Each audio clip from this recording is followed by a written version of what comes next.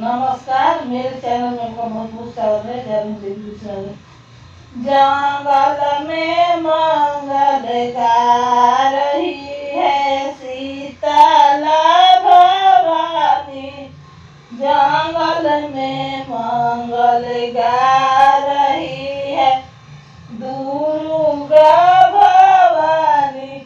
मैया दुआरे को अंधा पुकारेला।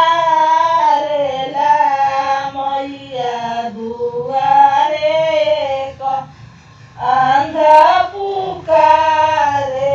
अंधा को आँख दे रही है शीतला भवानी।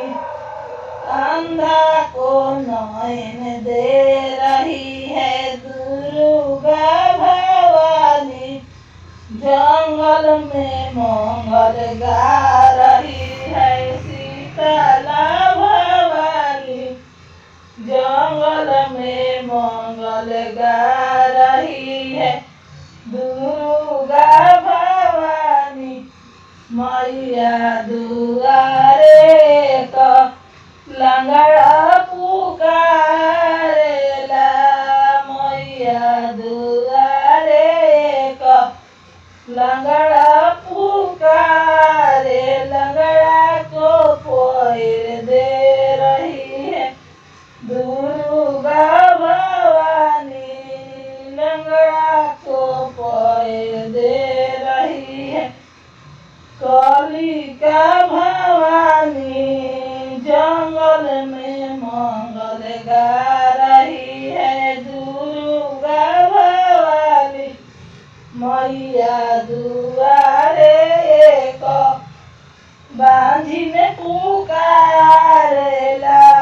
मैया दुआरे को बांझिन पुकारे। बांझी के पूत दे रही है शीतला भवानी।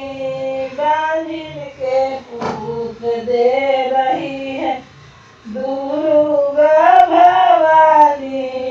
जंगल में मंगल गा रही है दुर्गा भवानी। मैया दुआरे को निर्धन पुकारेला।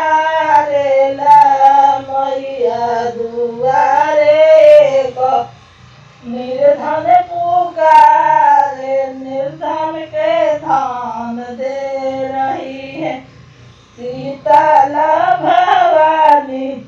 निर्धन के धन दे रही है दुर्गा भवानी। जंगल में मंगल गा रही है दुर्गा भवानी। मैया दुआरे को बालक पुकारेला। मैया दुआरे को बालक पुकारे। बालक को विद्या दे रही है सीता